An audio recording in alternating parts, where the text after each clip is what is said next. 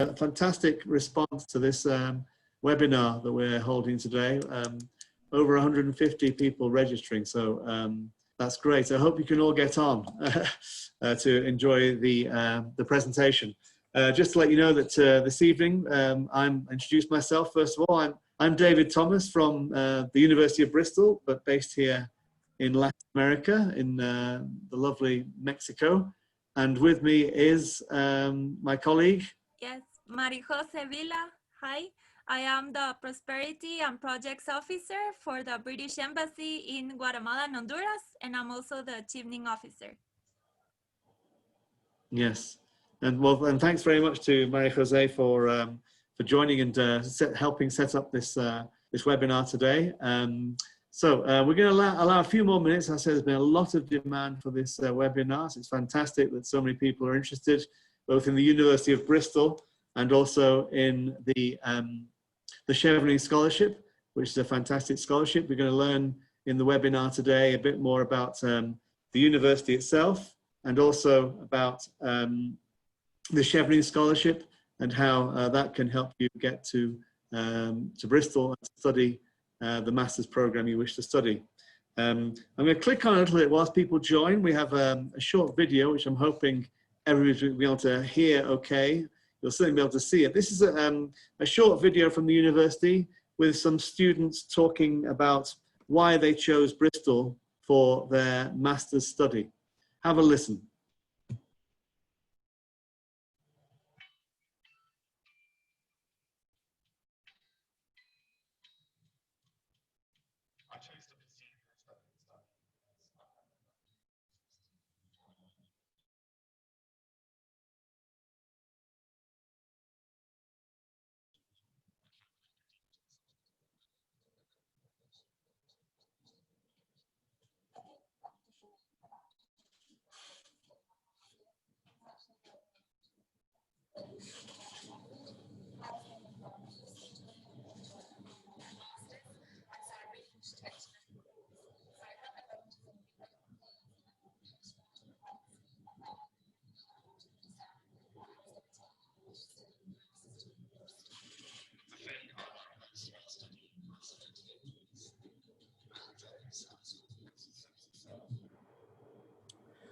David, we're getting messages saying that the sound is not good and that they cannot hear the audio. And if you're able to share, to share I can't do it any better.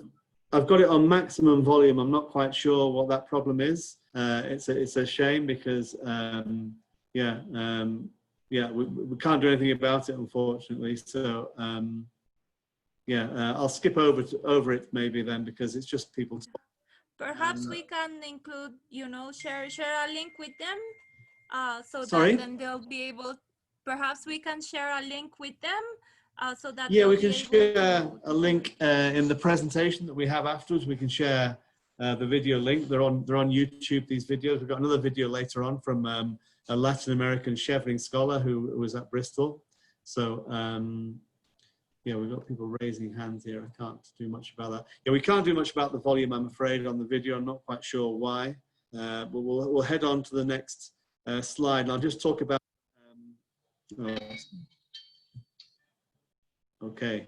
I've already introduced myself. I hope everybody can hear me fine. On the Q&A, I can't read it until... we can see questions coming in on the Q&A, and I think some people have put their hands up. What we're going to do is we're going to allow you to ask. We're going to answer the questions at the end of the session. So I'll be doing a presentation first on the University of Bristol, and then we'll pass over to Marie-Jose, who will talk in more detail about Chevening and the application process there. And she's also got some nice information about some successful Chevening scholars from Guatemala and other countries in the region. So that's going to be a really important part of the presentation. And right at the end of all that, you will have the opportunity, I say, to ask more questions. Keep asking your questions in the Q&A. Whilst I'm speaking, I can't answer any. Marie-Jose may be able to answer some whilst I'm sharing my screen. What I will ask you to look at is we've set up some polls I'm going to open those now. We're asking you 3 questions.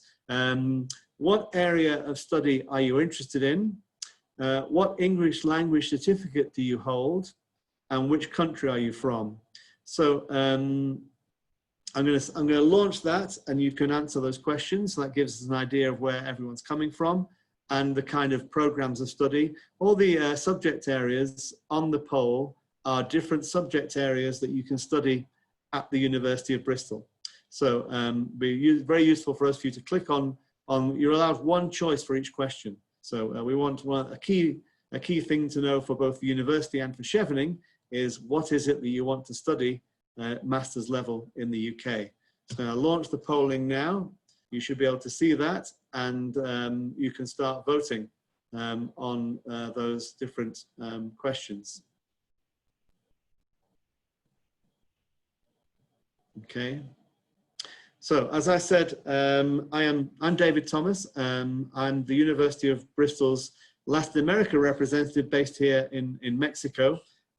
Gary Coulter is the person responsible for managing the whole Latin American continent over in Bristol. He's based in Bristol, and I work very closely with Gary. He also looks after North America, so he's got a big old job. So he has me here in Mexico to help and support what he does in the Americas. So my role here based in Mexico and Latin America is really to provide support to students who are interested in studying at the University of Bristol. From my office, we provide support through the application process to the university. We also provide support with scholarship applications, particularly to Chevening, but also other scholarships that Bristol has to offer. And finally, we also support students through the visa application process.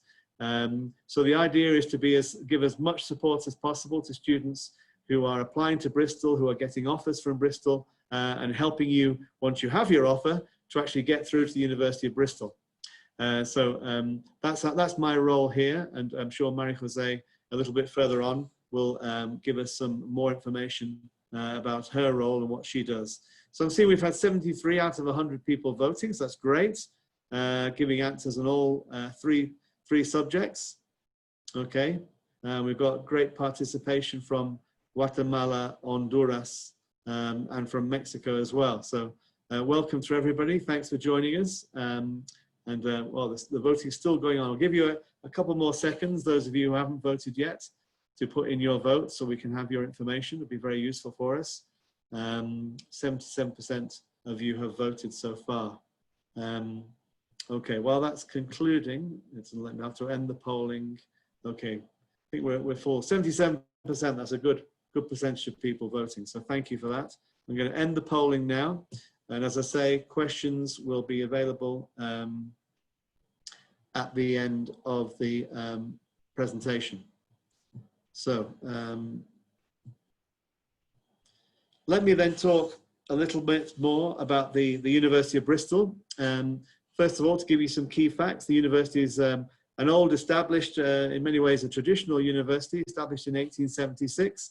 But it's always been a forward-thinking and modern-thinking institution. So, for example, Bristol was the first university to admit men and women on an equal basis. That's a long time ago. Even today, the issue of men and women having equal opportunities is a big issue in the world.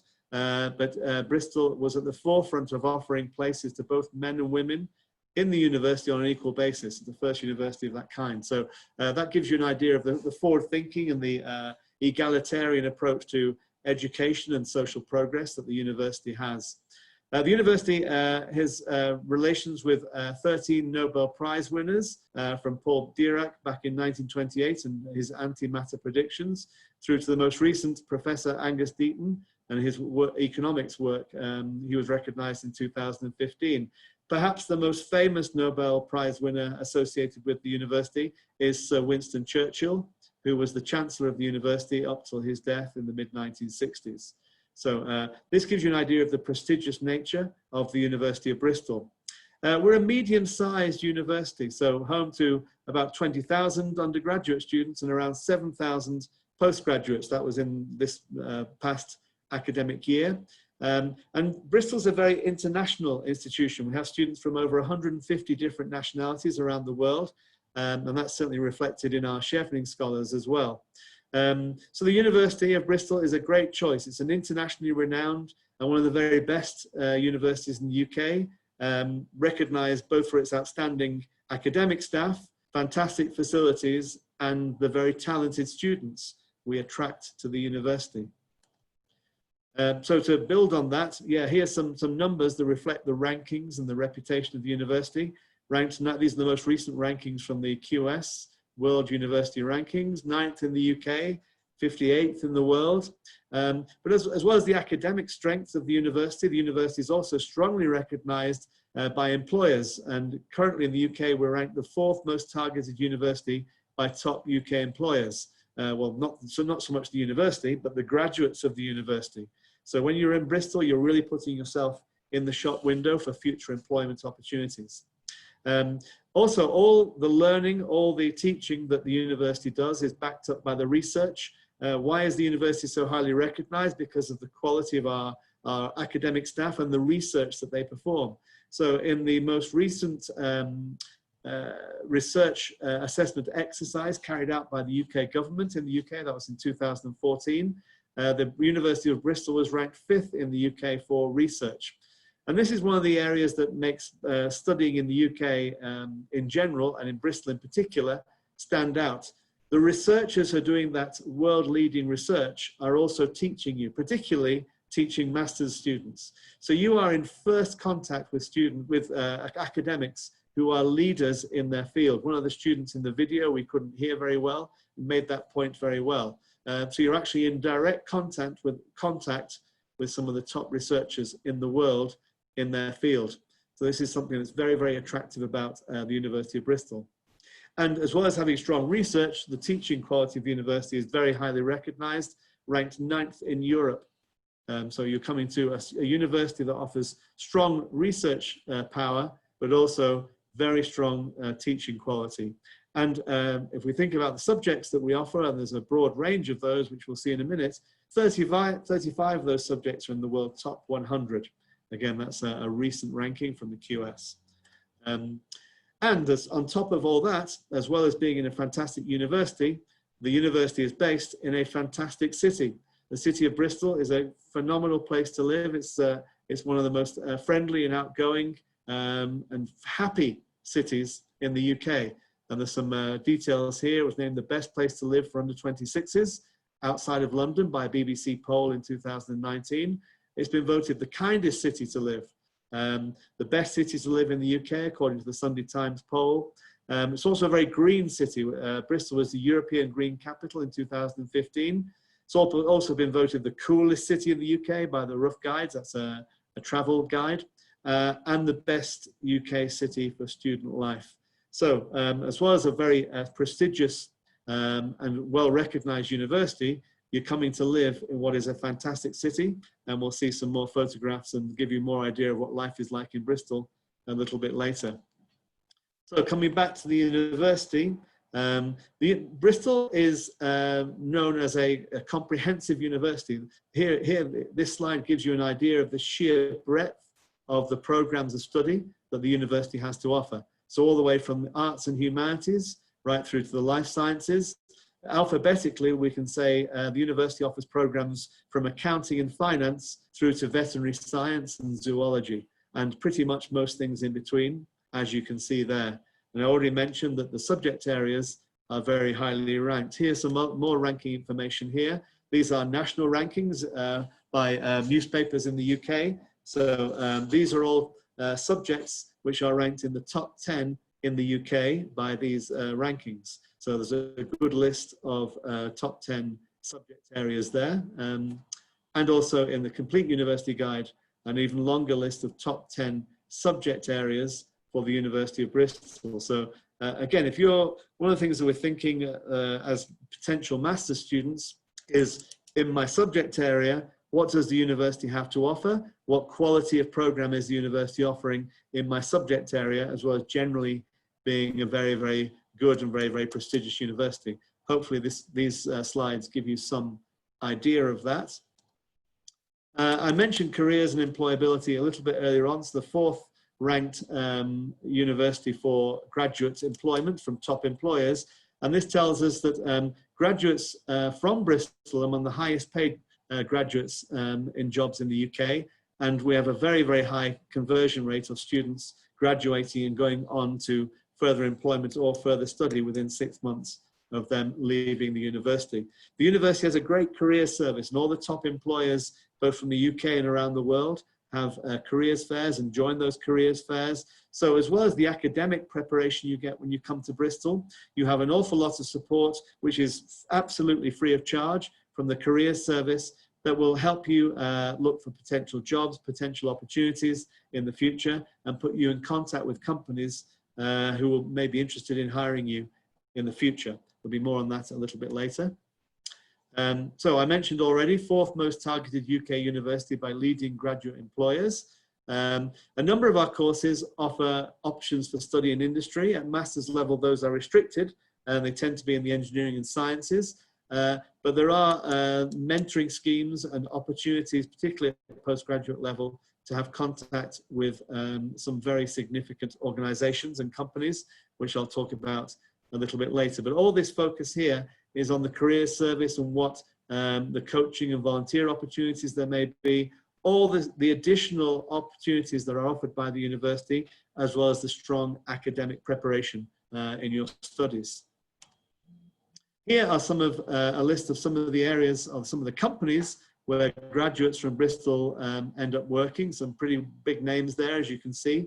Engineering design. Bristol is the largest aerospace cluster in Europe. So engineering, and particularly aerospace engineering, is a very big area. Likewise, robotics is a huge area in Bristol. But we're also very closely linked in the economics area to some of the big financial firms, as you can see there. And then in the more social and humanities areas, students are also progressing onto important roles in important organizations. And biochemistry from the sciences is also an area where students are progressing onto major destinations for their careers.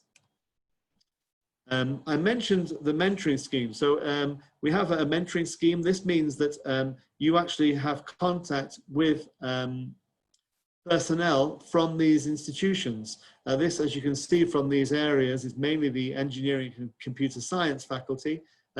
However, it's not limited to these, but this means that during your studies, you're also understanding what future employers are looking for from master's graduates. And you may, as a part of your master's thesis, be working on a project that's directly linked to a project that one of these companies is working on. So you're getting very, very good career development, as well as getting very good academic preparation. So all that is what Bristol has to offer. So what do we do about applying for a master's program? Well, the university has over 120 different master's programs. The link there will take you to the list, the full list of master's programs, but I'm sure Maria Jose will also emphasize this. As a master's applicant, it's very important that you have a clear idea of the master's that you want to study and why.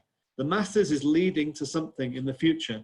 In the video, we couldn't hear very well. One of the students talks about the fact that at undergraduate level, he studied something that he was really interested in and wanted to get more detail, and also that he wanted to work in that area. So his reason for studying the master's was to get more in-depth information about the subject area, and then also prepare himself for his future career. So you need to be thinking when you're applying for a master's or considering applying for a master's, what's your plan for the future? What is it you want to be doing beyond the master's? The master's is a stepping stone to your future career. So selecting the right master's and thinking about what you want to study is very important before you actually embark on an application to the university or indeed to Chevening. Chevening will want you to describe, and Maria Jose will talk about this in more detail, will want you to describe your motives for master's study and why you're selecting the subjects that you're applying for. So both of us are going to emphasize the same thing there. I just wanted to touch on a little bit about the relationship between Chevening and Bristol. So particularly recently in the School for Policy Studies, and we're not limiting it to that, we've had a number of students coming through Chevening, coming to study public policy, policy research, nutrition, physical activity and public health is one of our very popular programs in Latin America. The whole health health policy area is very important right now, not just here, but throughout the world with COVID-19 and other diseases that people are confronting. I mentioned the very international nature of the university, and our Cheveners reflect that.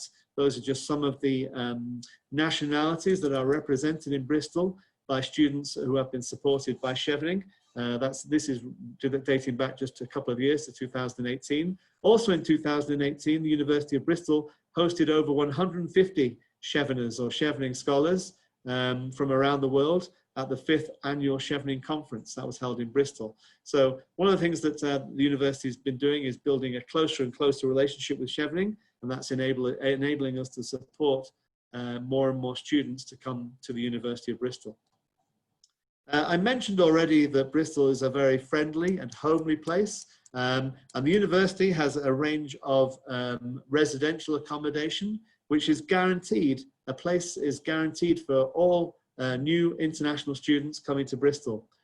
So this slide is called A Place to Call Home. And I'm going to give you a little bit of information because these practical issues are important as well as the academic and future career prospects. So Bristol has its own residences, over 6,182 beds available, and that's increasing year on year as the population increases. We have dedicated postgraduate residences, so we don't mix postgraduate students with undergraduate students. You'll be living in a residence with students from all around the world, masters and PhD students, so mature students who are, like you, are coming to Bristol to obtain a world-class master's or PhD degree. Applications, there are deadlines that you need to meet to have your place guaranteed. So typically 1st of May is when we open the applications. You'd normally need to have an offer from the university to be applying and to have accepted that offer to be applying for accommodation in the university. The deadline for application is normally the 30th of June. This year that's changed completely. It was pushed back to the end of August because of the pandemic situation. But in regular years, and we hope that next year we will return to something a bit more resembling normality. So offers for the accommodation will be sent out by the 20th of August, and you'll need to accept your offer quite soon after that by the 24th of August. So as I already mentioned, all international students are guaranteed accommodation, and the rates are very reasonable. As you can see there, there's quite a range of different accommodation rates depending on the type of accommodation that you choose. And again, there's a web link there at the bottom where you can review the different options available. This is something for the future, but it's nice to get an idea of what's available at the university. And this is both a map on the right and then some images of the different universities. If you look at the map, the dark blue section in the middle of Bristol there, that is the campus. Bristol isn't really a campus university in the strictest sense of the word, because the campus, the university faculties are all based right in the middle of Bristol. But it is very central, and you can see all the little houses around. The little blue houses, or the light blue houses, are all postgraduate residences. Everywhere on that map is within walking distance, or certainly those residences are in walking distance. Clifton Suspension Bridge to the left there is a 10-15 minute walk away from the main campus. So that's another thing that's very attractive about Bristol. You're not based out of town in a remote or quiet area. You're right in the middle of Bristol. I've already mentioned what a great place Bristol is to live. You live the city life as well as living the university life, and you've no additional costs for getting around. You can either walk or cycle in most areas on that map. If you go a little bit further afield, you can get a bus, but most students either walk or cycle around Bristol. And those are some examples of the residences there on the left of the screen. And here's some more, some clearer photos. Quite a mix of different styles of residences and options, from more classic old buildings to more newer buildings. Bristol's got some fantastic architecture, and the photograph on the right there represents that. That's an example of Georgian architecture, and Bristol has some fantastic examples of that. Here's some views inside, both the top picture inside a residence, and then some photographs of the Students' Union. The Students' Union has its own building. You all automatically become members of the Students' Union, and the Student Union organizes lots of different activities. You've got places to hang out, bars, cafes, restaurants, all subsidized. And it's a fantastic center for making new friends. Some more information here. The Union offers around 400 different sports clubs and societies, not all sports, all sorts of different things from, you can see some pictures there, but also the crazy things like cheese and wine societies, Latin American societies, Harry Potter societies. So there's lots of things you can do as well as your study to make friends and to enjoy your time whilst you're in Bristol. And when you register at the university, you have the opportunity to sign up for the different clubs and societies that you're interested in joining. There's also the option, as I mentioned earlier, to do some volunteering. The student union represents the student body with the university management team. And there's also centers for advice and support. So lots of, it's a kind of self-help center where you can consult and meet with other students and ask for help and advice in anything you need help and support on.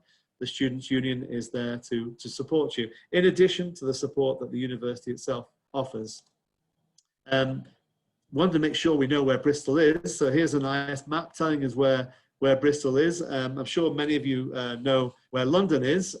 Bristol's basically, London's in the southeast. Bristol is the capital of the southwest. It's just less than 2 hours by train from London. We have our own airport. Many students, when they arrive in the UK and are coming to Bristol, can fly into Bristol via Amsterdam with KLM.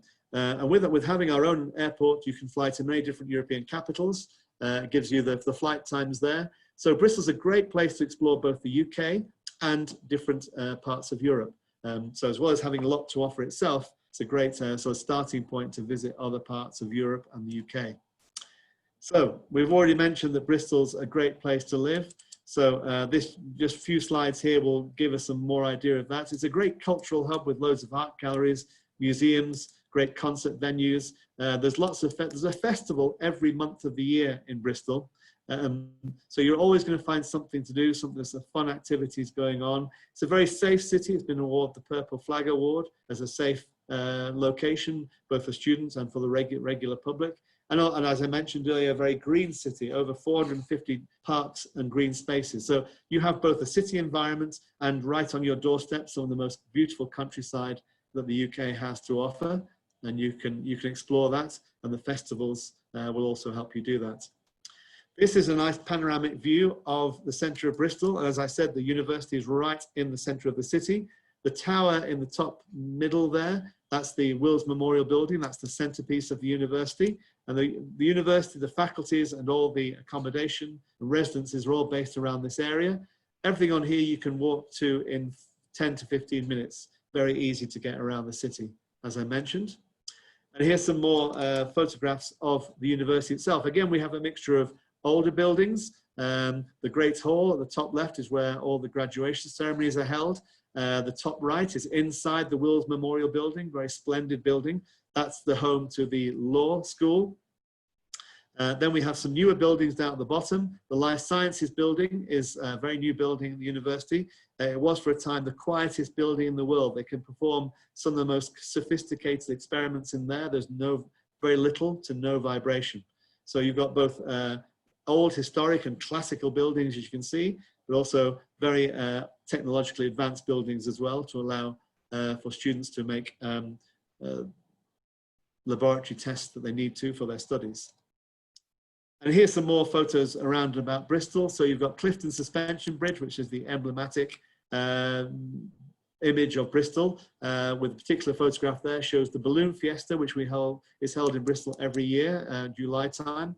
This year it was not able to take place because of the pandemic. But then you can see lots of areas. We've got a lovely harbour in Bristol. You can walk down there. That's a 5–10 minute walk from the campus. Loads of things going on at the weekend. Some very lovely, colourful buildings around the harbour, as you can see. Lots of things going on for students and families. Lots of things to get involved in. This again gives you some more idea. Nice big shopping centre that we have in the centre of the Cabot Mall. Down at the harbour, there are lots of bars, restaurants, cafes, museums, cinemas, theatres. So loads of activity going on at night down there. So when you've got your free time, you've got plenty of places to hang out. Bristol's quite a big art scene. So we've got some interesting grommet statues there. There's a grommet festival every year where different organisations, including the university, make their model grommet and to see if they win the award. Bottom right is the train station, and from there you can travel to London and other parts of the UK with no problem. And finally, yes, we already saw a bit of Gromit, Wallace and Gromit there. Why are they so associated with Bristol? Well, the cartoon producer of that particular film are based in Bristol. Bristol is also the home to Banksy, this famous street artist. There are some of examples of his works there. And we've mentioned already a number of times the Bristol Balloon Fiesta, which takes place every year. So hopefully that just gives you a little bit of a flavor of what Bristol, the city, is like, as well as the university. That's going to be me for now. And I'm going to hand over to Marie-José, and she can talk to you a bit more about Chevening and also about some Chevening scholars that are in Bristol. Thank you, Marie-José. Thank you so much, David. Okay, perhaps you can, I think you need to help me to get to the next slide, but I'll let you know.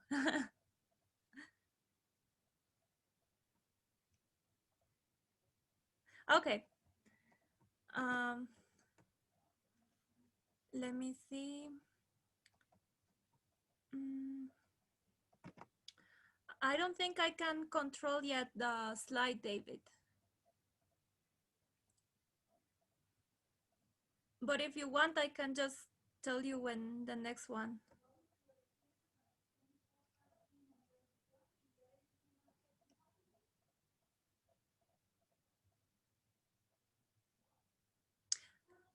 Your audio is off, so I can't hear you well.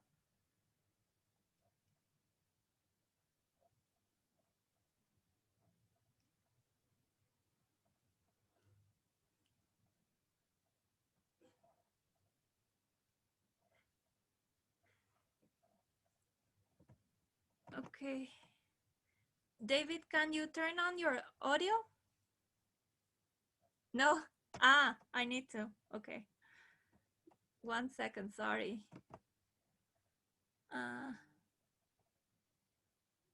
Okay.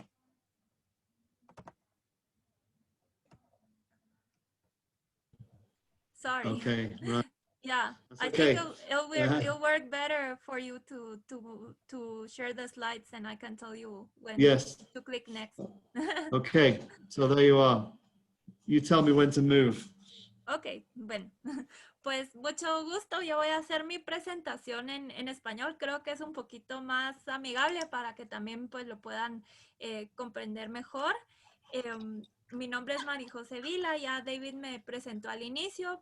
Yo soy la oficial de becas Chevening para Guatemala y para Honduras. Para mí ser la oficial de becas Chevening es un gran honor, de verdad que es un programa muy, muy bueno. Y yo no soy becaria, pero me hubiera gustado tener esta oportunidad. Entonces les voy a hablar un poco de la beca Chevening. Esto es para que los futuros líderes puedan ir a estudiar al Reino Unido y pues ya tener un impacto positivo en los países al regresar. Next one, David.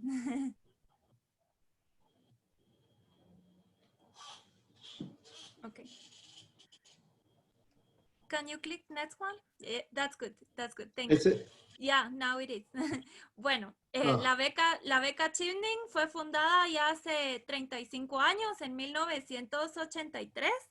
Es el programa de becas oficial del gobierno del Reino Unido y está disponible en más de 160 países.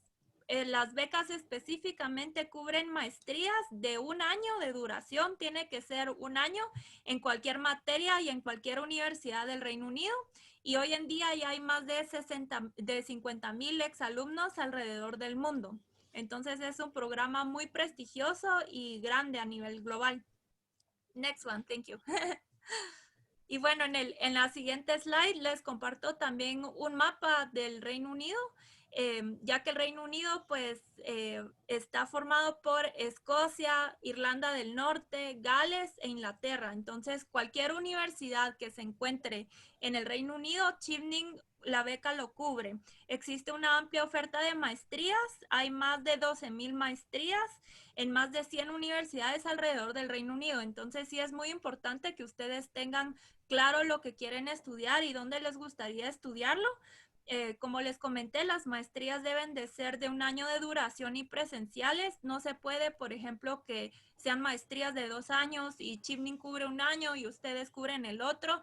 Tiene que ser maestrías de 1 año y deben de ser presenciales. La beca no cubre licenciaturas ni doctorados. Next.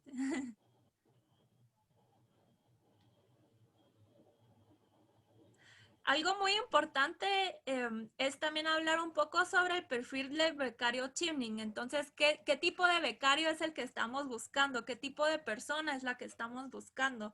Los becarios Chevening, aunque no haya un molde en específico, sí comparten ciertas cualidades y características. Por ejemplo, son ingeniosos, tienen pasión por un tema, una idea, tienen ambición, saben colaborar con otros, son innovadores, tienen ese potencial de liderazgo y en pocas palabras inspiran. Tienen un buen récord académico y tienen lo que yo llamo la claridad de intención. Tienen muy claro por qué quieren estudiar una maestría para comenzar, por qué el Reino Unido, ¿verdad? ¿Por qué el Reino Unido es el mejor lugar para ir a aprender o a estudiar esa área en específico? También en términos, digamos, de cultura u otro tipo de experiencias que ustedes esperan obtener.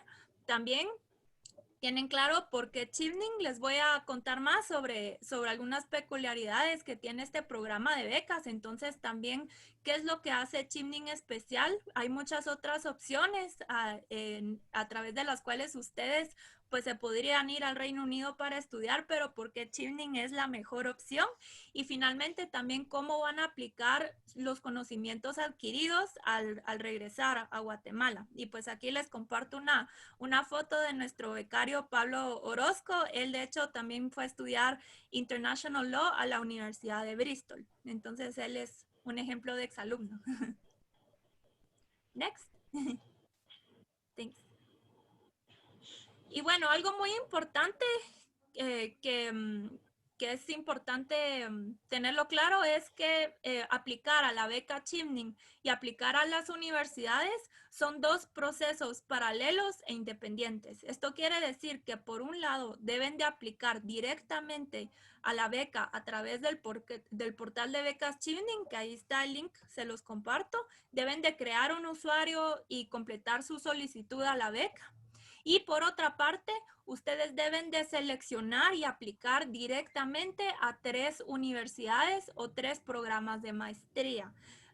También al momento de enviar su solicitud de la beca Chevening, todavía no es un requisito haber sido aceptado en ninguna universidad. Entonces, ahorita la ventana de aplicación está abierta desde el 3 de septiembre hasta el 3 de noviembre y si ustedes es un poco antes, digamos, del 3 de noviembre y todavía no tienen la admisión a ninguna de las 3 universidades, eso no es ningún problema. Lo único que les está pidiendo Chevening para cuando ustedes entregan su solicitud es tener claros cuáles son esas 3 opciones de maestrías o 3 opciones de universidades. Ya si progresan a la fase de entrevistas, ustedes van a poder cambiar el orden o agregar una nueva universidad. Pero creo que sí es importante entender que estos tiempos, procesos y requisitos son independientes. Thank you, David.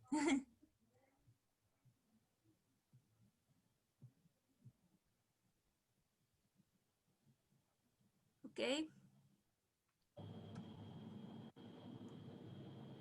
¿Qué cubre una beca Chevening?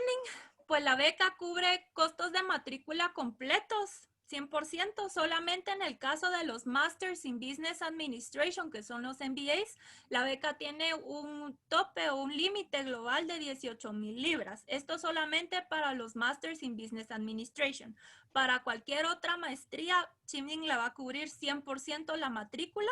También se les da un estipendio mensual de sostenimiento. Esto es para cubrir sus gastos de alojamiento, de alimentación, y el estipendio lo define Chevening dependiendo a qué ciudad van a ir ustedes a estudiar. No es lo mismo vivir en Londres que, por ejemplo, vivir en un pueblo más pequeño, en Exeter o una ciudad más pequeña.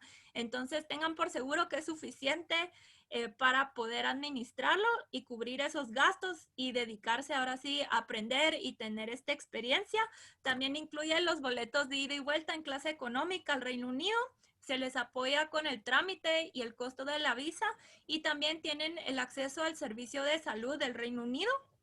Hay algunas subvenciones adicionales para cubrir gastos esenciales, como por ejemplo es requisito ir a los eventos de despedida y bienvenida que organiza Chevening. Entonces, Chevening lo que les brinda es el gasto de transporte, por ejemplo, para poder llegar a Londres si ustedes no viven ahí. Y hay otro tipo de subvenciones de apoyo. Chevening también organiza eventos de networking, conferencias, viajes alrededor del Reino Unido y oportunidades de voluntariado que son exclusivos para sus becarios. Entonces también hay pues muchísimas experiencias de las que ustedes pueden participar. Next one.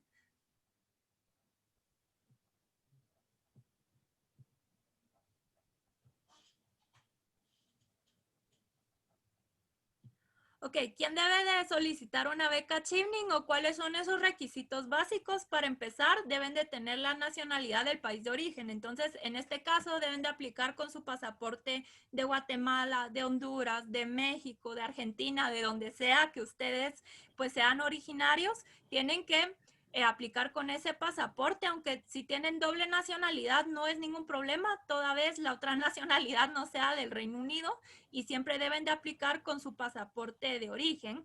Ya deben de tener también un título universitario, este pues sería a nivel licenciatura, pregrado, y Chevening les va a solicitar que lo escaneen y lo suban al sistema a más tardar el 22 de febrero 2021. Entonces, si ustedes todavía es el 3 de noviembre y no tienen su título en mano, entonces todavía Chevening les da la oportunidad hasta el 22 de febrero de poder subir un scan de ese título. Entonces deben de asegurarse de tenerlo.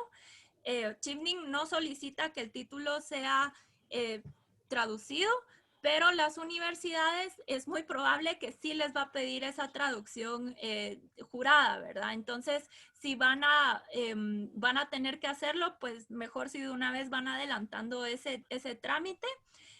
También Chevening le solicita tener al menos 2 años de experiencia laboral, eso equivale a 2.800 horas. Esto puede ser logrado a través de trabajos de medio tiempo, de tiempo completo, prácticas profesionales, voluntariados, siempre que no sean parte del proceso de titulación. Con esto me refiero a las prácticas que las universidades les solicita a ustedes, todas esas horas de prácticas que son obligatorias para darles el título de licenciatura. Chevening no valida esas horas.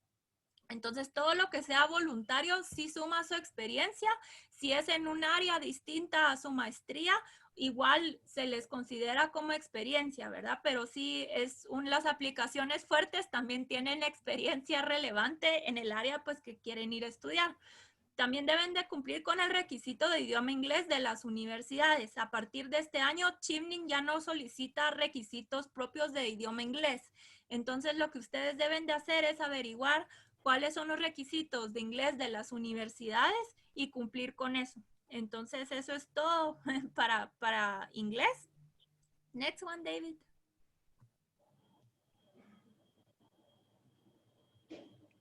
Entre otros requisitos es también si su aplicación progresa a la fase de entrevistas, se les va a solicitar presentar 2 cartas de recomendación. Esto es a más tardar el 22 de febrero 2021, y también ya tuve la oportunidad en la sección de preguntas y respuestas, mandé el link en la página web de Chevening, les dicen exactamente qué es lo que las personas que van a escribir la referencia, qué es lo que deberían de mencionar. Estas son referencias académicas o profesionales, ¿verdad? Entonces, si no son escritas en idioma inglés, sí van a necesitar de un traductor jurado, ¿verdad? Si las personas que les está dando la referencia no escriben en inglés y es en español, entonces sí, por favor, con un traductor jurado para que puedan ser válidas. También se deben de comprometer a regresar por lo menos 2 años a su país de origen a concluir el programa. Este es un requisito obligatorio. Entonces, el programa de becas Chevening es posible gracias a través de todos esos impuestos que los ciudadanos del Reino Unido pagan, y es justamente para contribuir al desarrollo pues de otros países. Entonces, este objetivo solamente se logra si las personas que van a adquirir estos conocimientos regresan al país de origen a ponerlo en práctica. Entonces, por eso este requisito es obligatorio. y al terminar su maestría sí van a tener que regresar a su país de origen por lo menos 2 años, ¿verdad? Sin importar que les estén ofreciendo doctorados o otro trabajo, este compromiso pues es obligatorio y lo toman desde el momento en que firman que aceptan la beca. También no haber recibido fondos previamente del gobierno británico para estudiar en el Reino Unido. No existe ningún límite de edad para aplicar, ni un número de veces. Pueden aplicar varias veces al programa de beca Chevening. No existe exclusión por estado civil y para el 15 de julio 2021 ustedes ya deben de contar con la oferta incondicional de por lo menos una de las 3 opciones de maestrías que ustedes pues lo indicaron en su solicitud o en su entrevista. Entonces, hasta el 15 de julio 2021 es que ustedes ya deben de tener el sí definitivo de una de sus 3 opciones. Thank you. Next.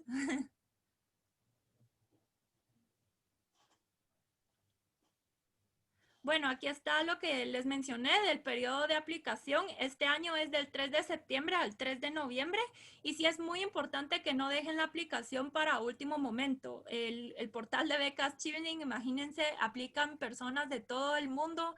El año pasado se recibió más de 50,000 aplicaciones a nivel mundial. Entonces es posible que la página web se pueda caer o que puedan haber ciertos problemas técnicos, ¿verdad? Entonces, por favor, sí, traten de terminar ya su aplicación en octubre y enviarla cuanto antes para no estar sobre la fecha límite enviando su aplicación, y toda esta información la pueden encontrar en el sitio web de Chevening. Next.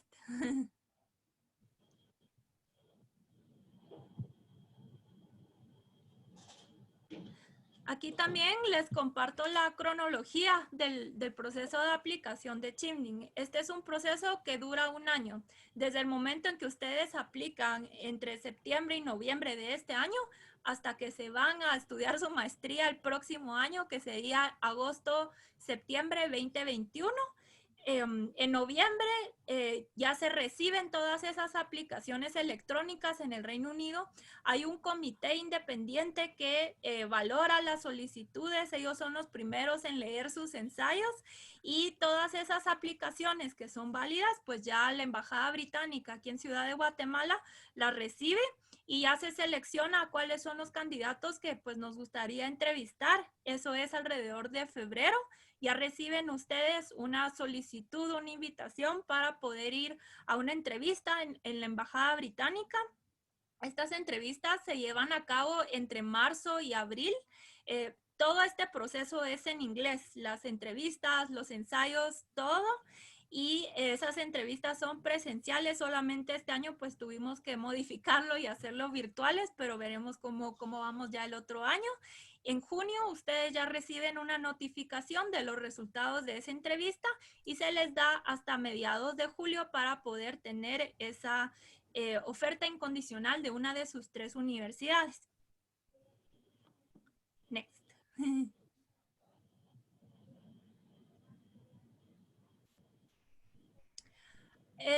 Los formularios de aplicación, que son parte de, que es, digamos, los ensayos que están en el formulario de aplicación, este es realmente el corazón de su aplicación. Chevening les va a dar la beca a ustedes, no solamente porque son buenos estudiantes, sino también porque demuestran fortaleza en estas 4 áreas. Entonces demuestran liderazgo e influencing, demuestran que ustedes pues entienden sobre networking y cómo el networking, digamos, es importante también para poder lograr sus objetivos, cómo colaborar con otros. También se les evalúa sobre por qué quieren ir a estudiar al Reino Unido. Y cómo esos cursos que ustedes seleccionaron se relaciona con su experiencia profesional, que es, digamos, el plus o lo adicional que ustedes van a ir a aprender al Reino Unido, que de otra forma pues no lograrían hacerlo. Y también se les evalúa sobre su plan de carrera, por ejemplo, cuáles son sus objetivos profesionales en el corto, mediano, largo plazo. ¿Cómo se ven ustedes en 5 años, en 10 años, en la cúspide de su carrera? Realmente lo que Chevening está buscando son ejemplos claros, ejemplos concretos de estas 4 áreas y que ustedes lo expliquen de la mejor forma. Realmente aquí les comparto mis top tips. Deben de ser originales, y con esto me refiero a que Chevening pues sí es un programa competitivo, pero ¿qué van a hacer ustedes para que su aplicación resalte sobre las demás? Para darles ejemplo, el año pasado en Guatemala recibimos alrededor de 127 aplicaciones, tuvimos 3 becarios de esos 127, en Honduras también 126 aplicaciones, 3 becarios este año. Entonces es muy competitivo. ¿Cómo ustedes van a resaltar? Va a ser a través de sus ejemplos y realmente de poder, digamos, comunicar, ¿verdad? A todos los que evalúan sus ensayos, quiénes son ustedes, cuáles son sus metas y por qué realmente quieren ser becarios Chevening, por qué quieren ir a estudiar al Reino Unido. También es muy importante que puedan ser honestos, ¿verdad? Al final no estamos buscando que exageren, queremos realmente conocer cuáles son sus objetivos profesionales, entonces también es importante que puedan ser honestos. Otro tip es respondan a la pregunta. Por ejemplo, uno de los errores más comunes que recibimos con liderazgo es que se ponen a definir qué es liderazgo y todo un párrafo de definición de qué es liderazgo, pero en ningún momento en ese párrafo nos dijeron por qué ustedes son líderes. Eso es lo que nos importa saber. ¿Por qué tú eres un líder? Dame un ejemplo, dame ejemplos de tu resultado. Entonces, es uno de los errores más comunes y realmente traten de que cada palabra que ustedes incluyan en su ensayo valga, porque es muy importante y respondan a la pregunta. Den ejemplos concretos, variados y recientes. También en liderazgo a veces, por ejemplo, hablan que fueron capitanes del equipo de fútbol en el colegio. Entonces, eso es bueno, es un ejemplo, pero ¿qué tan fuerte es ese ejemplo comparado con otros? Entonces, ese realmente es un mejor ejemplo. Buscamos ejemplos que sean más recientes, académicos, profesionales, pero por favor traten de que sean pues lo más reciente posible, que puedan ser variados, traten de no ser repetitivos a través de su aplicación. Entonces, y sí, dediquen tiempo y esfuerzo. Estos son 500 palabras por cada sección. Entonces, no es algo que ustedes van a lograr escribir en una noche y que esa sea la versión ideal. Entonces, sí, traten, por supuesto, de escribirlos a ustedes, pero también de pedirle opinión a alguien más, ¿verdad? Mira, este es mi ensayo, ¿qué piensas?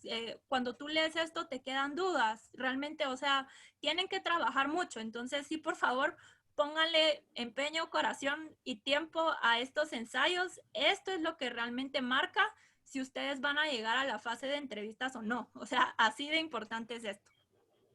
Bueno, next one. Muy bien.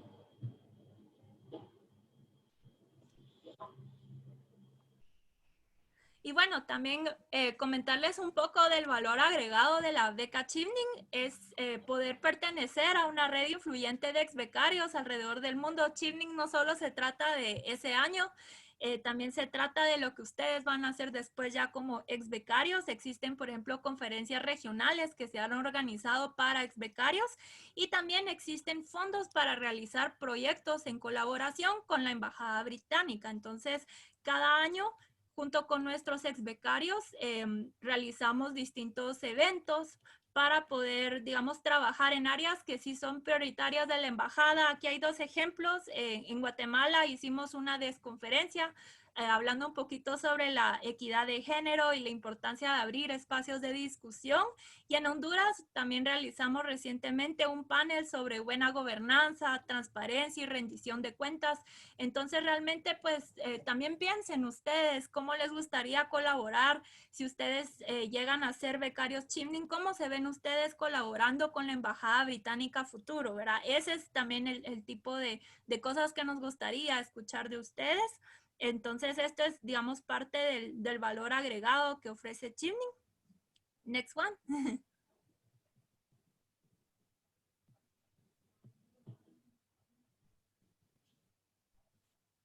Aquí también pues les queríamos compartir un poquito del Chevening Journey de tres becarios Chevening que han ido a estudiar a la Universidad de Bristol.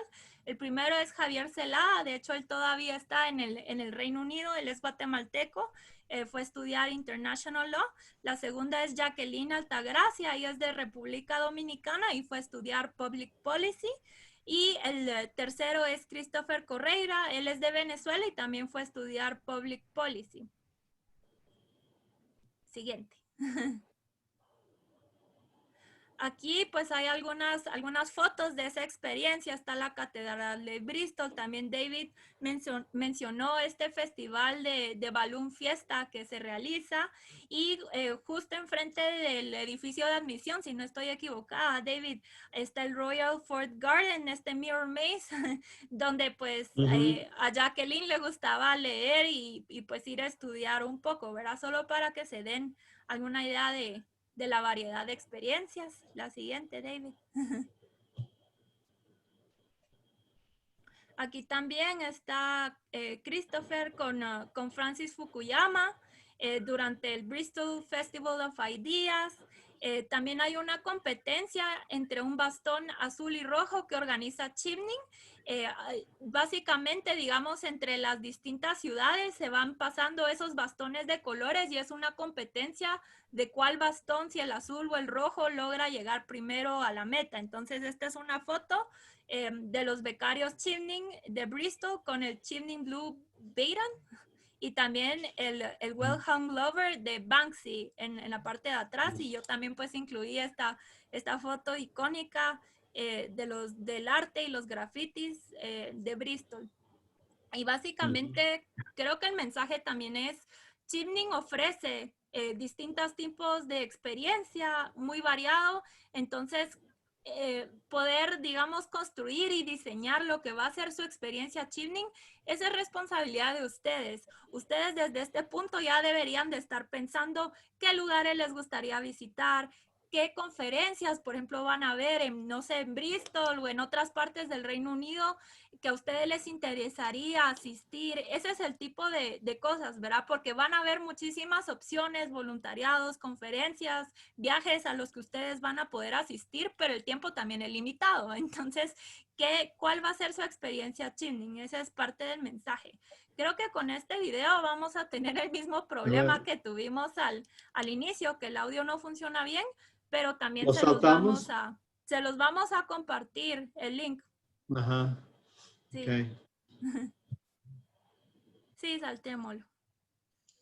Es un buen video, pero es un video sobre Jacqueline y ella da un tour de Bristol, de la universidad, habla de lo que más le ha gustado. Creo que aquí se va a poder ver un poco más, digamos, de las imágenes más que el sonido, pero este también lo pueden encontrar en YouTube si buscan Jacqueline Altagracia, Bristol, Chevening, o sea, les sale el video.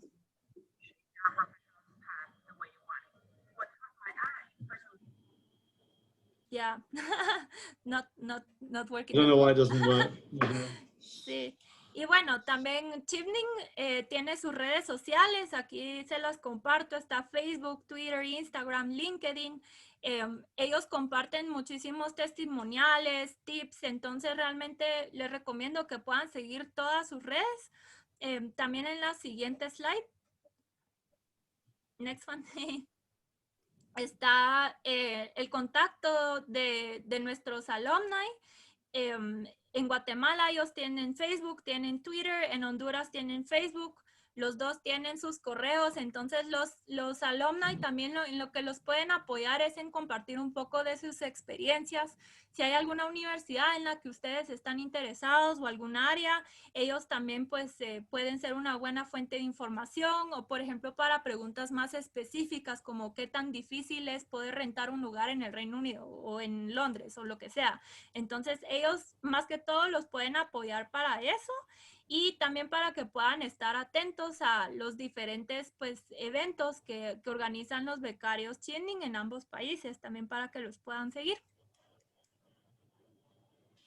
Ok, y finalmente también está la página de la Embajada Británica. Aquí está UK en Guatemala, pero también tenemos UK en Honduras. Y el correo de la Embajada Británica es el mismo para los dos. Ahí se los comparto. Toda la información de la beca Chevening es muy completa y está en la página web de Chevening. Entonces, antes de escribirnos, siempre lean todos los requisitos, aunque yo ya los dije aquí, pero Chevening tiene Frequently Asked Questions. También tienen un buscador que se llama Find a Course. en el que ustedes pueden ingresar palabras claves, como por ejemplo Computer Science, y Chevening les va a tirar un listado de todas las maestrías y universidades que ellos tienen registradas como activas. Si ustedes en ese listado no encuentran una maestría que por su parte ustedes encontraron, le pueden solicitar a Chevening que la agregue a su aplicación. Entonces, este buscador no es todo el mundo de posibilidades, es solo una sugerencia muy útil y lo pueden encontrar en la página web de Chevening. Okay. I think that's from my end. Yeah. Many thanks, Maria Jose. Muchas gracias. Yes, well, as we promised at the beginning, any questions? I've been answering some. I think Maria Jose was answering someone else speaking as well in the chat. You're welcome to write to either Gary, so I'll just finish this bit, Gary or myself. There are emails there for more information about Bristol and how to apply to Bristol specifically, in addition to the contacts that Maria Jose has already supplied for Chevening. I think I'll open the Q&A. I think there's some, I've answered some that I could answer. I think a lot for you, Maria Jose, because they're about technical issues. Okay, so I'm going to answer. The first one says, if I didn't finish my thesis yet, can I apply to the Chevening scholarship? I finished all the courses. So, you know, as I said in the beginning, like you can apply, but you are going to need your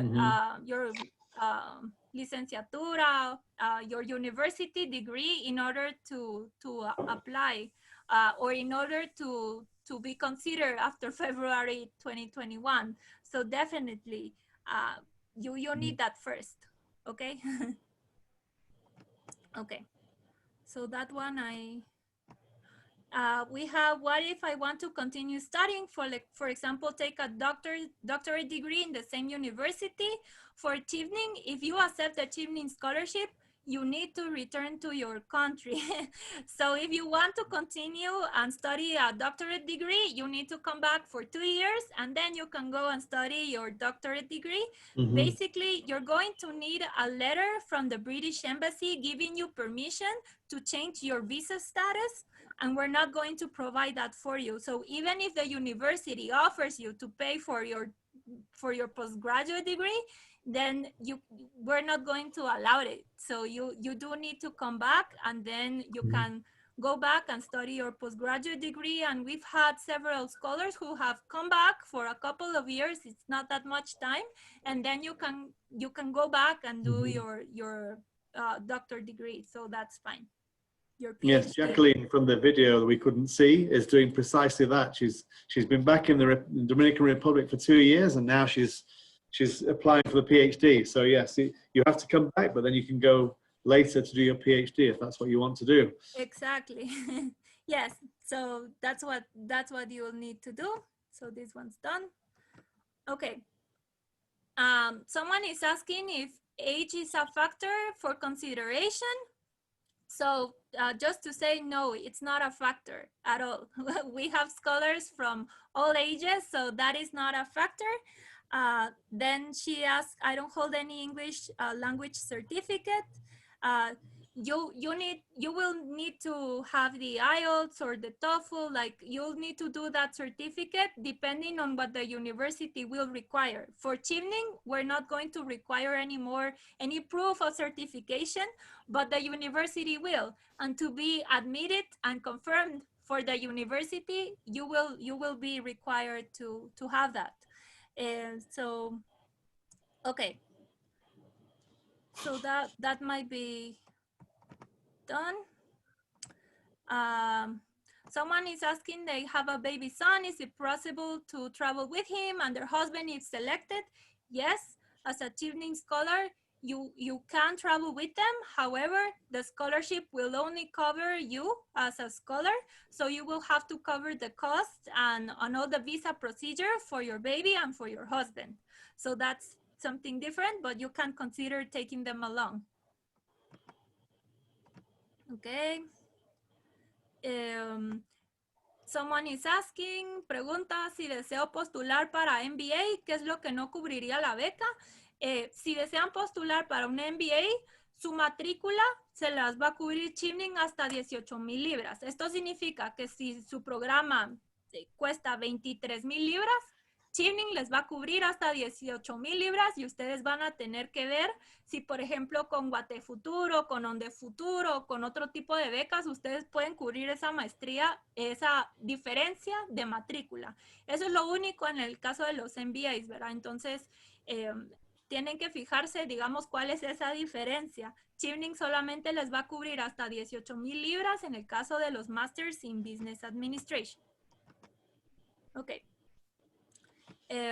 Se puede aplicar siendo estudiante casado y con familia joven.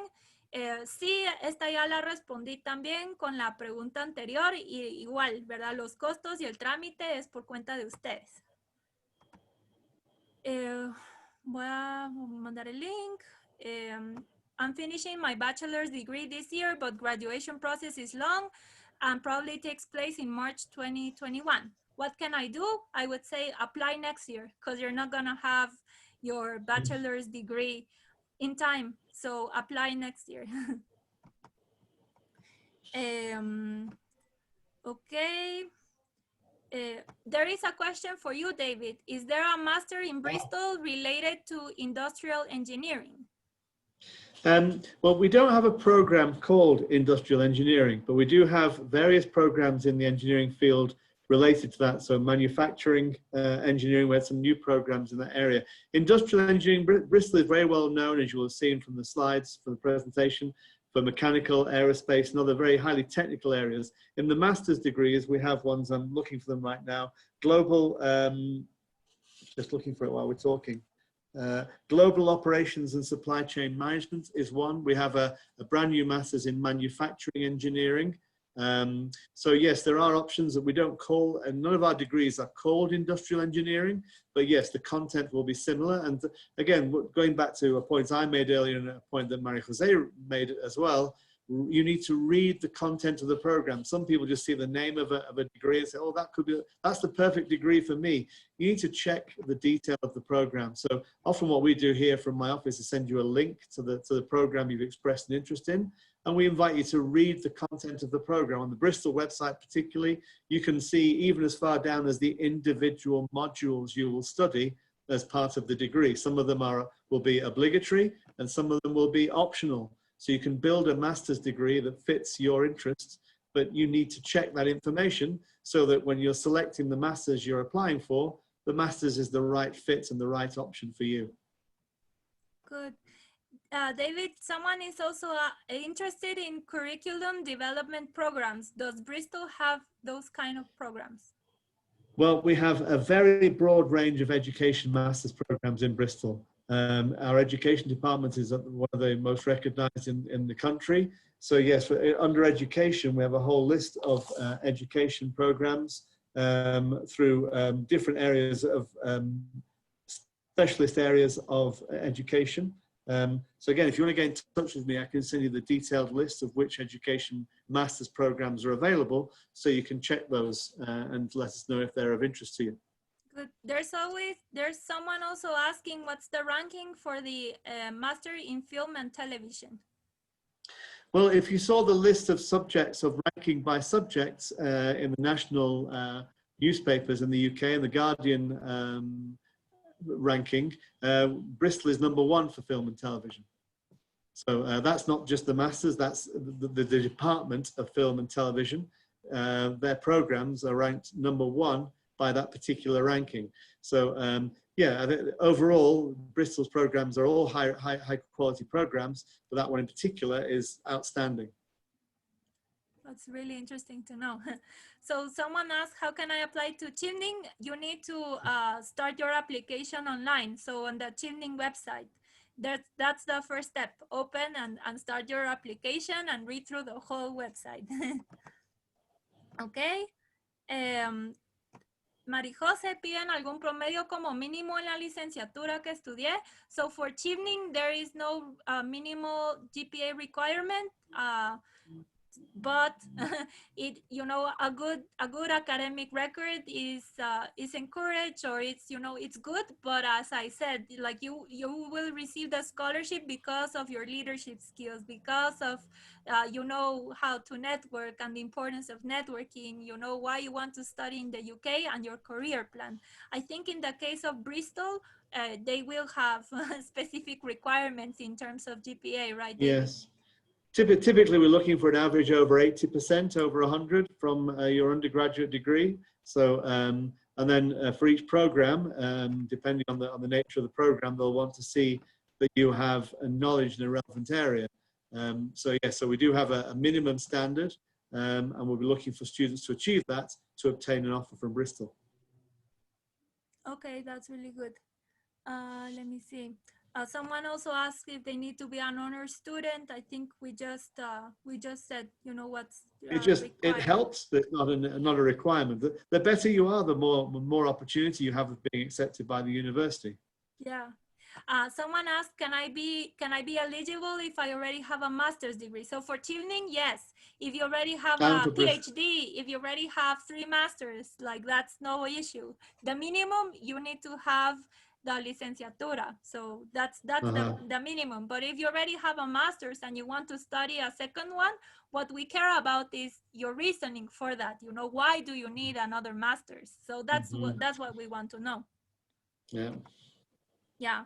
Any age restriction? No. Let me see what else.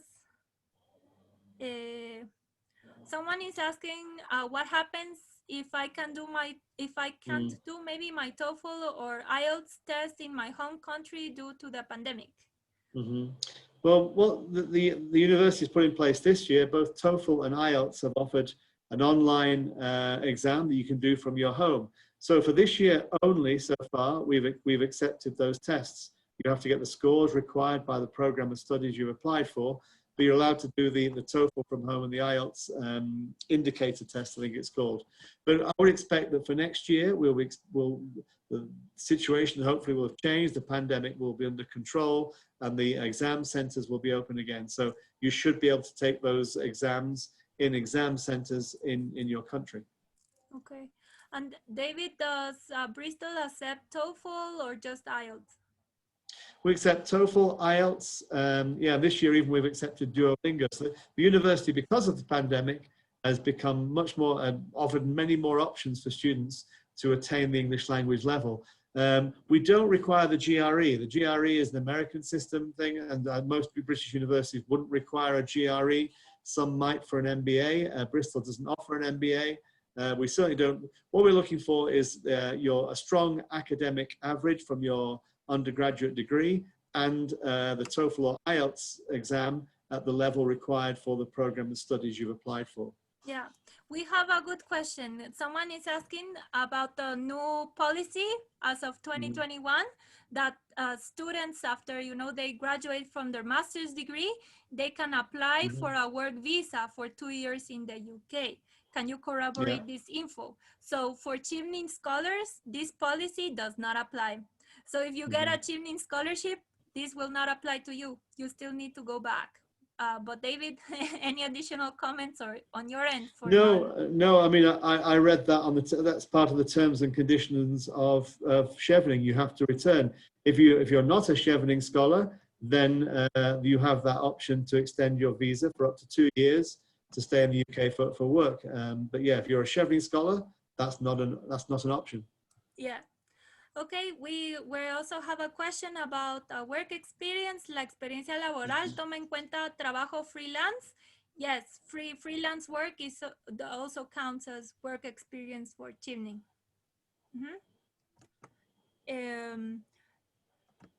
Okay.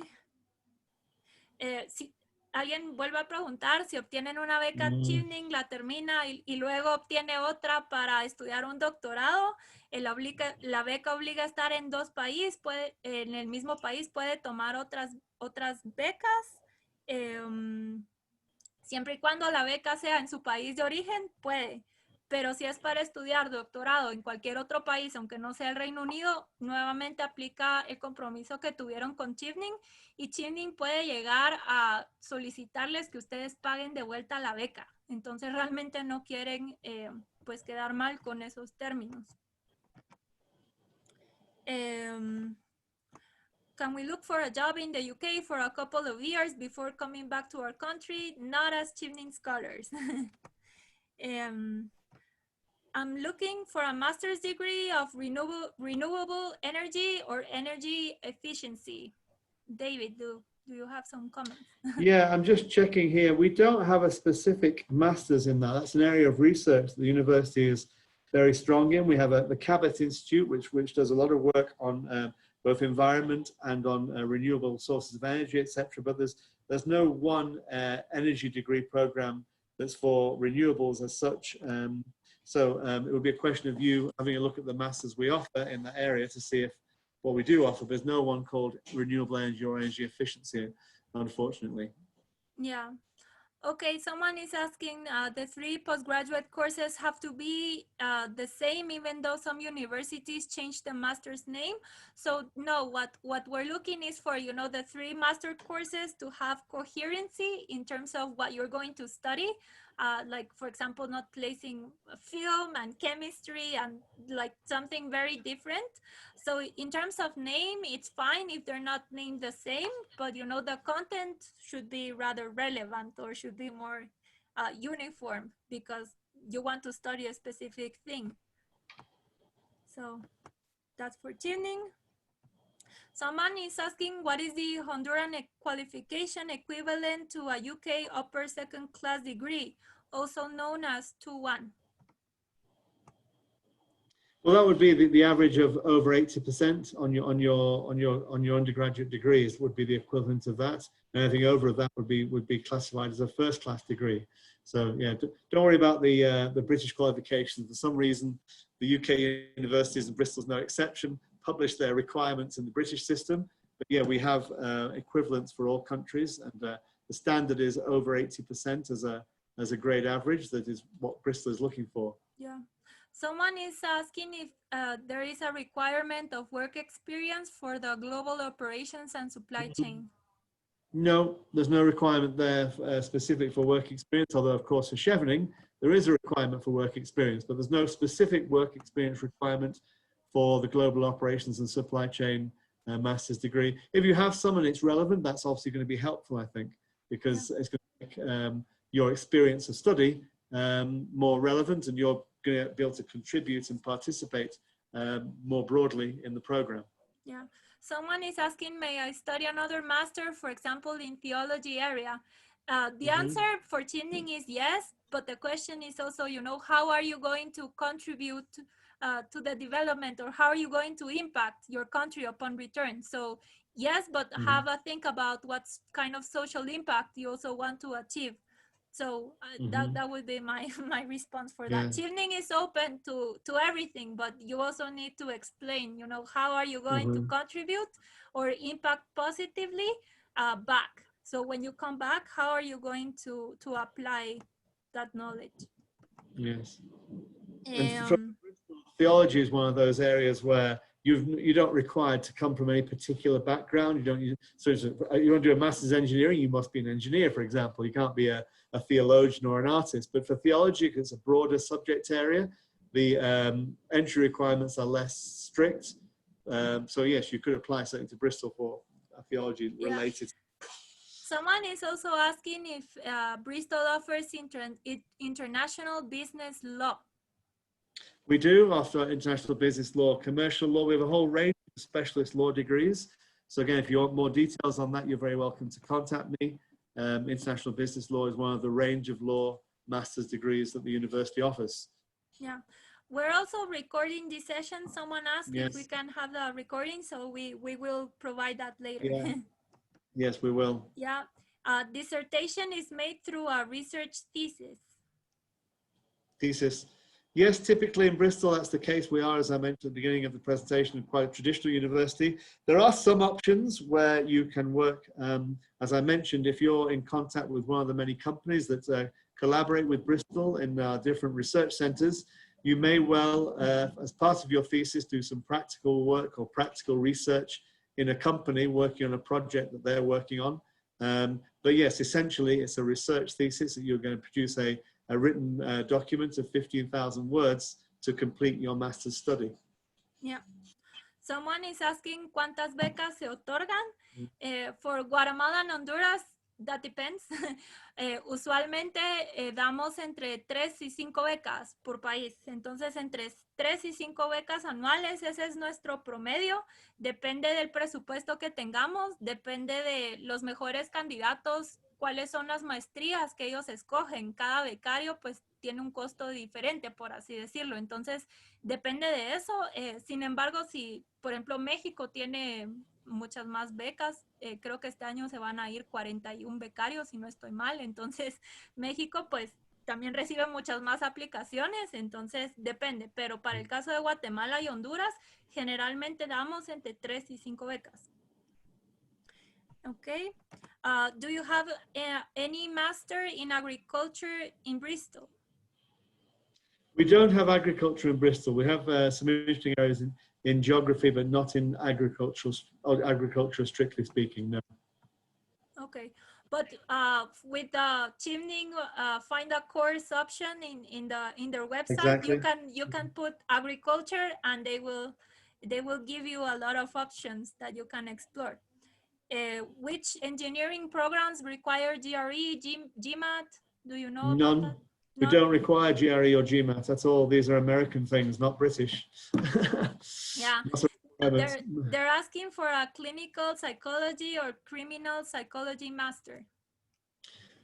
Bristol has some very strong programs, master's programs, particularly in neuropsychology. Not strictly in the criminal area, but we have applied, clinical, and other neuropsychology master's degrees. If you'd like more information, again, please feel free to drop me an email and I can send you more information about those programs. Neuroscience, neuropsychology are two very well-recognized areas from the University of Bristol.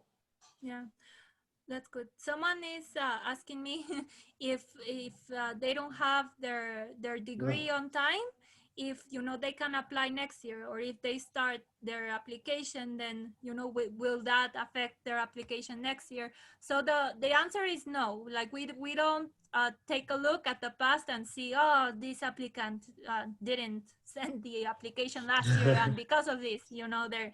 So no, every year is a new opportunity in all regards. So you can try that out.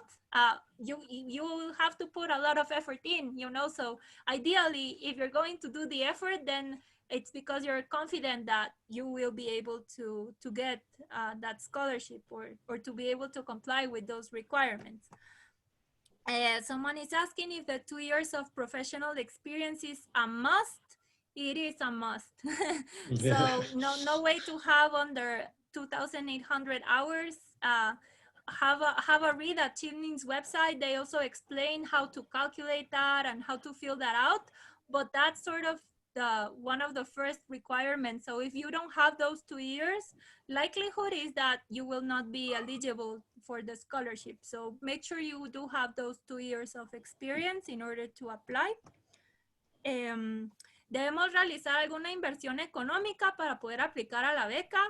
Sí, porque van a tener que pagar por sus certificados de inglés, por ejemplo, ¿verdad? Entonces eso es parte de la inversión, o las traducciones que van a tener que hacer de sus documentos. Esa es parte, digamos, de la inversión de poder aplicar a la beca.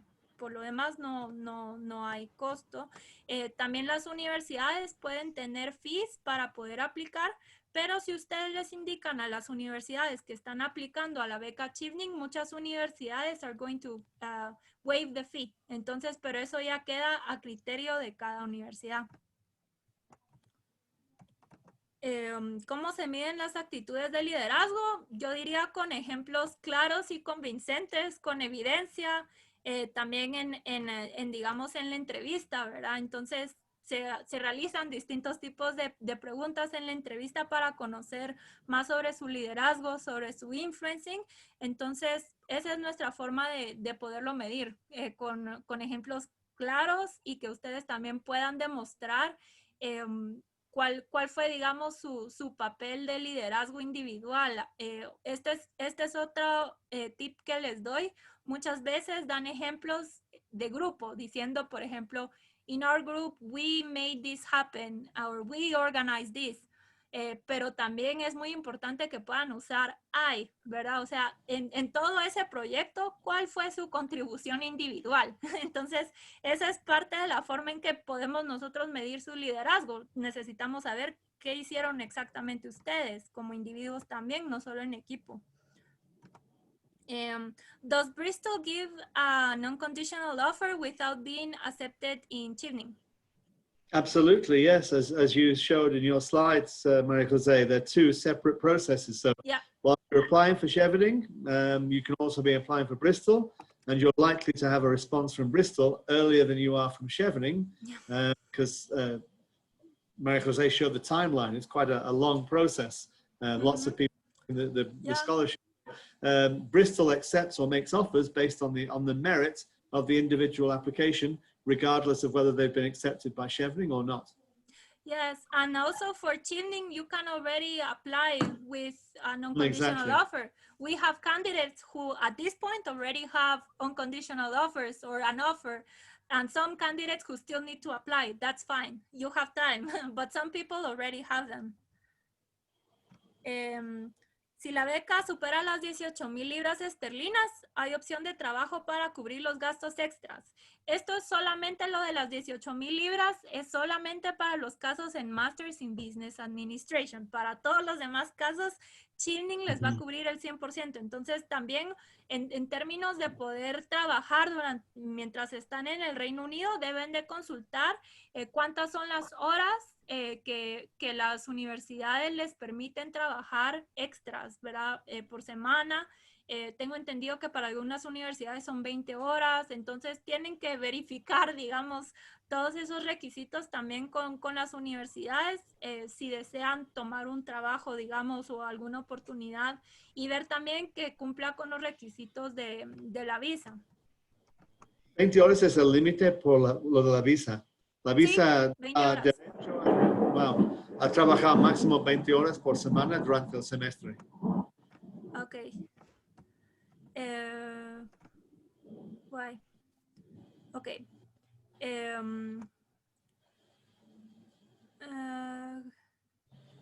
me see. Okay, during the Chevening scholarship, are we allowed to have a part-time job? I think we just answered that. I studied at university as a scholarship holder, and in order for the university to pay my fee, I had to work for 20 hours weekly for it. Yes, that work experience is relevant to Chevening because it wasn't a requirement for the university or for the program. For example, if you were studying medicine and you had to practice all those hours in a hospital in order to become a doctor, all those hours that were required, those do not count. But in this case, I mean, yes, you were still required to work in order to have that scholarship, but it's not in order to have the degree itself. So yes, those hours I think Chevening would be able to accept.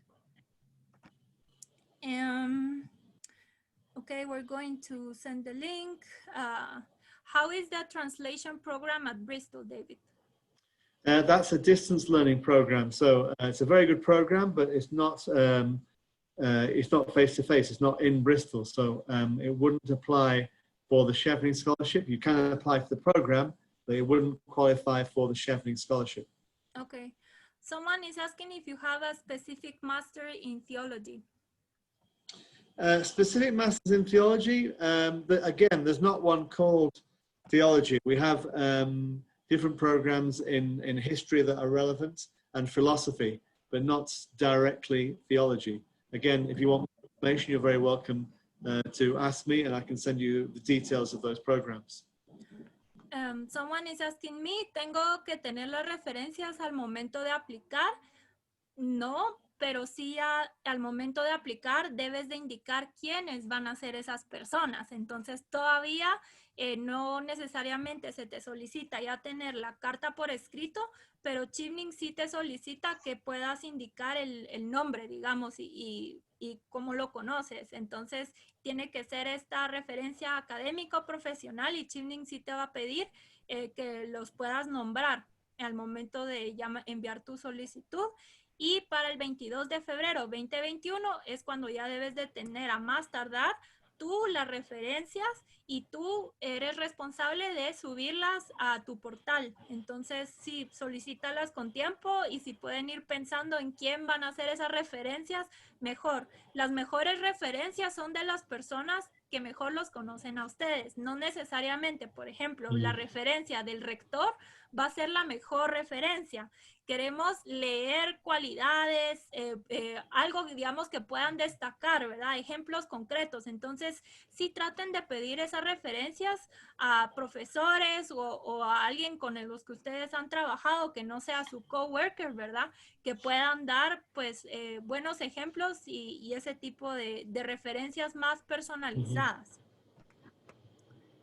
Someone is asking for nutrition master degree. Yes, it's one of the ones that has attracted Chevening support in recent years. So we have a degree called Nutrition, Physical Activity and Public Health. It's a very popular degree, particularly with students here in Latin America. So yes, please contact me, Claudia, and I'll be happy to send you the detailed information about that program. Yeah, someone is also asking me that they are interested in a master that is not linked to their undergraduate degree, but it is linked to their master that they already have. And then, so basically, you know, the answer to this question is you need to decide, you know, what you want to study. And if you want to study another master that is linked to your master, then that's fine. You just need to explain the rationale for it. It doesn't necessarily have to match your undergraduate degree, but do make sure that, you know, if the university has an entry requirement on that area, then you also need to fulfill their requirement. Yeah, for admissions, that would be quite complex, I think, because we'd need to see A, what masters they're applying for, and B, the background relevant to that master's. If it was it was an engineering or science or very specific entry requirements, they would need to have something with one of the degrees that would be relevant to that particular master's degree. Yep. Someone asked, is Chevening budget affected or will be affected because of COVID-19? So, you know, I think COVID-19 had a huge impact everywhere, and Chevening is not the exception. However, you know, for everyone who received a scholarship this year, we're still, you know, covering the scholarships fully. We unfortunately weren't able to upgrade many reserve candidates worldwide, just because of having been impacted by COVID. So that was an impact this year, but we'll have to see what happens next year. Are there any data science, data and analytics masters in Bristol? Yes, there are, Isabel. Thanks for asking. We have a fantastic MSc in data science, and it's available to students from either numerate sciences, engineering, or computer science background. So it's a program with different pathways and is offered by one of our very top academics at the university as the program lead. So again, I would invite you to send me an email, and I can send you more information about that program. It's a brand new program, a very exciting program, and yeah, one that will be very interesting for you, I'm sure. Yeah. Someone is asking, is it necessary to apply to all 3 universities or only one? So what I'm going to say is that's your responsibility. So in your application, you need to include that you're going to apply, or that your intention is to apply to 3 universities or to 3 master courses. So what happens if you only apply to one? and that only program does not accept you, or if you only apply to one university and 3 different masters within that university, then what, what's your plan B? So my advice is, if you already applied to one university and then you get that conditional offer or unconditional offer, then that's great, you're set, and if you're convinced that that's the university for you. But if not, then don't take the risk. Do apply for all 3 if you don't have that, or if you want to manage your risk in terms of, yes, aim for the stars, but also make sure that you're going to have an option that is likely to accept you, because we've had in the past candidates who have been awarded the Chevening scholarship, but they didn't get an unconditional offer from the university, so they lost the scholarship. And you don't want to be that person where you have the scholarship and you don't have a university that has accepted you. So do apply early. Sometimes also students have a very good profile, but the universities, the programs are very competitive, or they also have, only certain available spaces, so they fill up quite quickly. So do make sure that you can apply as fast as possible also to the universities, even if you think you have the best profile. Maybe you do, but if the class is full, the class is full. So don't take a risk. Yeah. Okay. Someone is asking about Bristol accepting SAT. I'm thinking this is also not, it's for US. Well, actually, it depends on what you've done with that, Luis, is the answer there. So we don't accept SATs or SAT subject tests in isolation.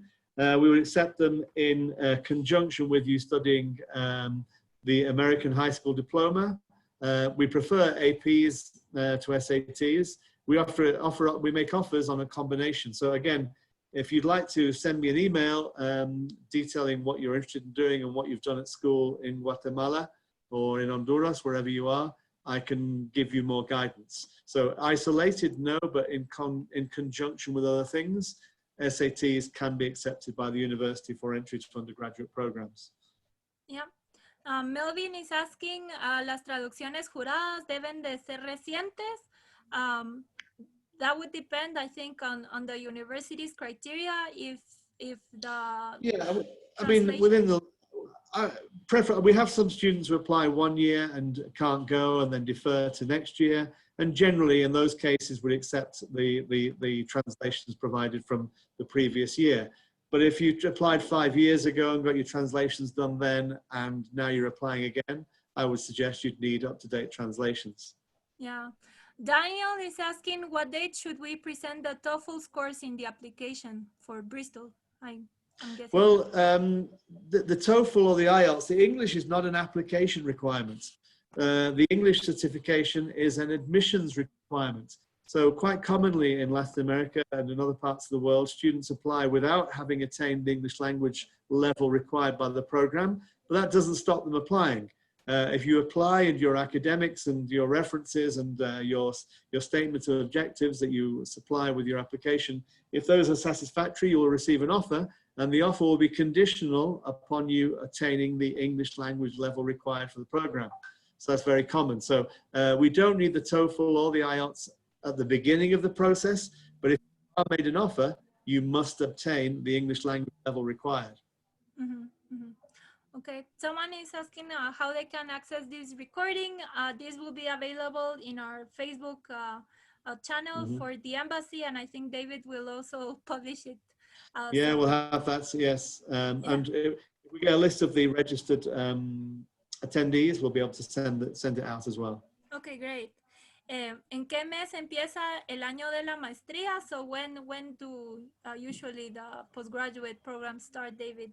That's around September? End of September, the last week, the third week of September normally. This year is a bit different because of the pandemic, but basically the academic year, the offer letters for this year went out initially saying the 21st of September. Okay. 12 months starts from there. Yeah.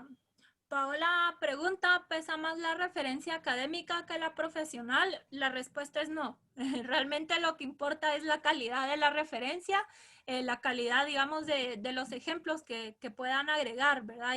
Y creo que la referencia, lo que ustedes deben de pensar es que le debe de dar un valor agregado a su aplicación. Entonces, eso es realmente lo importante. No importa si es académica o profesional, lo que importa es que pues, sea una buena referencia.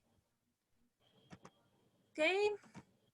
I'm currently, Miguel says, he's currently studying a master's in Abu Dhabi. He's Mexican. I'd like to know if there's no impediment for me to apply to Chevening, and then am I bounded to reside in Mexico during my application process? Okay, so Miguel, yes, you can apply to Chevening. If you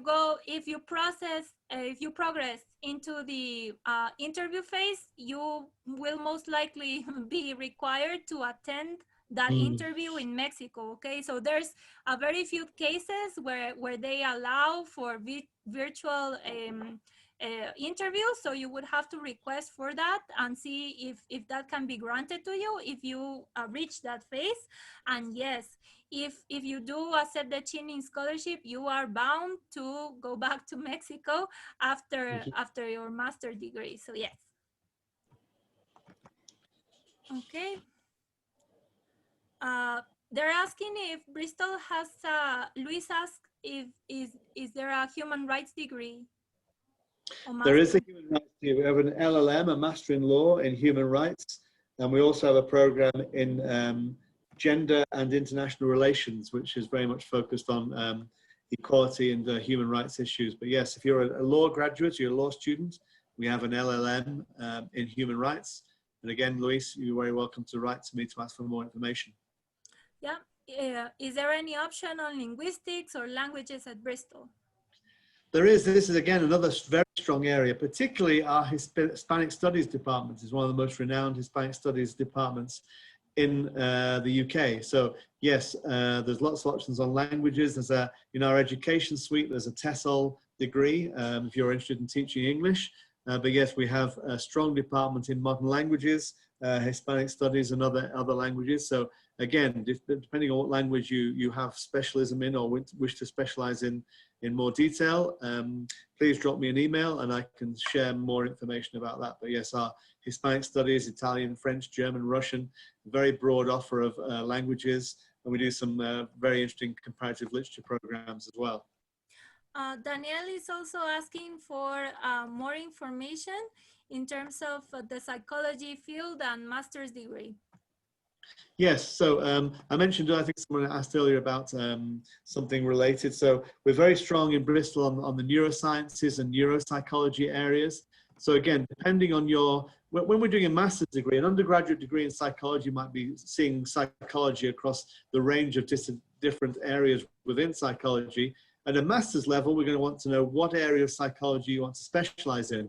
And that's going to be key in terms of you selecting the right master's program. So again, drop me a line, Danielle, and tell me what your specific interest is, and I can send you some options from Bristol. Also, we have a lot in the psychology degrees related to education. So again, it depends very much on what is your specific interest within psychology to see if we've got programs that will be of interest to you. Yeah. Isabel is asking, can we apply to more than 3 universities? So for Chevening, you do need to decide on 3 universities.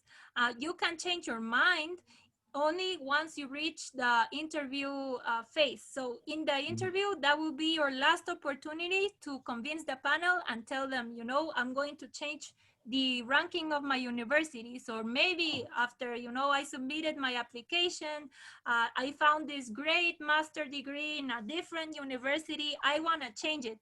So the interview is your last opportunity for Chevening, but you can apply for more than 3 universities, but for Chevening, you need to select or to decide on which of those 3 universities are going to be included in your application. Someone is asking Gabriela for forensic science. Yeah, again, Gabrielle, we don't have a program called Forensic Sciences, but we do have an interesting master's which may be relevant for you, I'm not sure, in what they call paleobiology, which is about understanding bones and things for, is used in all sorts of ways. So looking at ancient bones and ancient fossils and things. So I don't know if that's relevant for you, but that's one area where forensic techniques are certainly used. Yeah. Okay. Someone is asking about Daniel, about the TOEFL score required by Bristol. Well, it depends on the program. So every master's has a specific requirements on the TOEFL. So again, I'd need to know from you what you're looking to apply to, and then we can give you that information. We provide all the information about the entry requirements for the individual degree. Okay, Pablo is asking, when is the deadline to have the required hours for volunteering and working hours?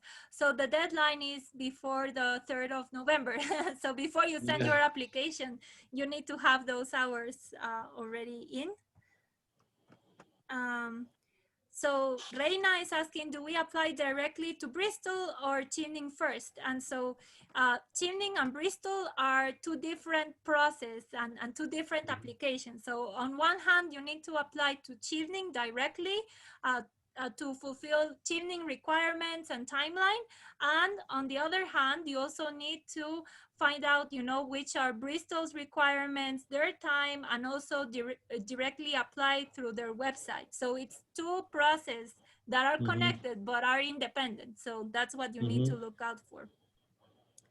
So you cannot, if Bristol's application is already open, you can apply, So it really depends. You need to check that. Well, the Bristol application will not be open until the end of this month or the beginning of October. So actually, Chevening opened earlier than Bristol in this particular case. Yeah. Someone is asking, is entrepreneurship considered work hours? Yes, that's still work experience. So yes. Okay. What happens if I'm applying to another scholarship? So Chevening does require you just to say, in your application, you need to say if you're applying to other scholarships, but it doesn't affect your Chevening application at all. It's just to know if, you're applying to other scholarships.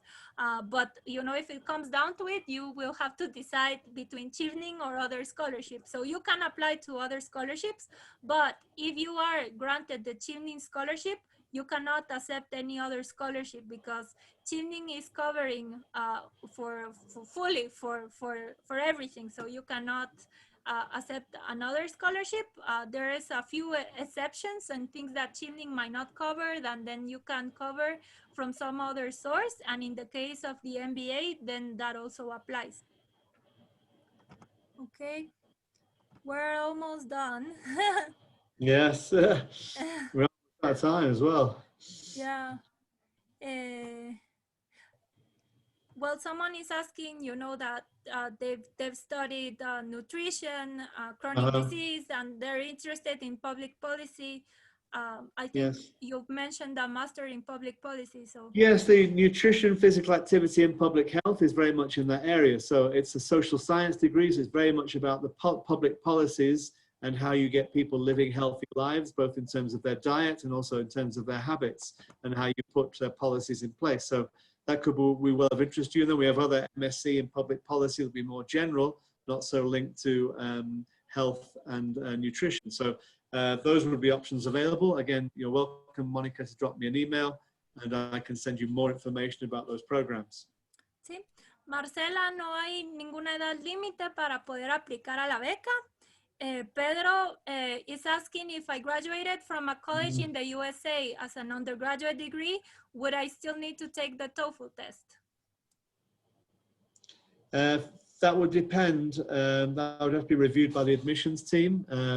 Normally, if you're not resident in an English-speaking country, you're applying from a non-English speaking country, it's a standard requirement to have an English language test. And that's not just a university requirement, that's an immigration requirement. But yes, each application is evaluated on its merits. And maybe it'll depend when you studied your degree in the US and how long you were there for and how long since you've been back in Guatemala or your home country. Yes. Roberto is asking how many scholarships are given to Guatemala. That depends every year, between 3 to 5 scholars. That has been the trend for the last few years. And in Honduras, it's about the same, between 3 and 5 scholars. So this year we have 6 scholars, 3 from Guatemala and 3 from Honduras. And finally, I think this might be the last question, David. Someone is, Patrick is interested in sociology or gender studies. So if you can talk a little bit about that. Well, I mentioned earlier that we have a program in gender and international relations, for example. That's a social science degree. Also, we do have sociology as a master's degree, a standalone MSc. Also, things like social and cultural theory, that's another master's degree we have. So again, there's a range of opportunities available in a relevant area for you. What we would encourage you to do is to look at the programs. You can send me an email, Patrick. I can send you the links to the programs, and you let us know which of those programs most fits with what you're looking to achieve and looking to do in your future. Yeah, I had one question that I had missed from Sid Canales. They're asking, she's asking, or he's asking, our Honduran citizens can have virtual interviews. Yes. So usually, actually, the embassy will travel to Honduras, and we will have the interviews in Tegucigalpa. So we will travel to get to know you in person, ideally. So this year we had to do virtual meeting because there was no other way around it. But usually we do travel to Honduras. The interview panel consists of 3 or 4 members. We try to always have 1 Chevening alumni in our panel. And then the other 2 or 3 will be from the embassy. You know, it might be the ambassador or it might be our deputy head of mission. And for sure, I will be part of the panel as well. Okay. Fantastic. I think we reached the I think we're done. Yeah. Yeah. It's been a long session. Thanks very much to everyone for your questions. Some people I know were putting their hands up, and unfortunately we couldn't answer all those. We're just doing the answers through the Q&A, but hopefully everybody will try and ask their questions. You've got our contact information. We're available to help and support and give you any information you need. Indeed. Busy old time, Maria Jose. Well, thank you everyone for joining us, and have a good night. We're going to be sharing this video, and I do hope that you all apply to Chevening. So really, it's a great opportunity, and I do encourage you to strive for that and to apply. Likewise for Bristol. So very nice speaking to everybody. Maria Jose, thanks very much, and we'll stay in touch. Thank you. Bye. All the best, everybody. Bye-bye.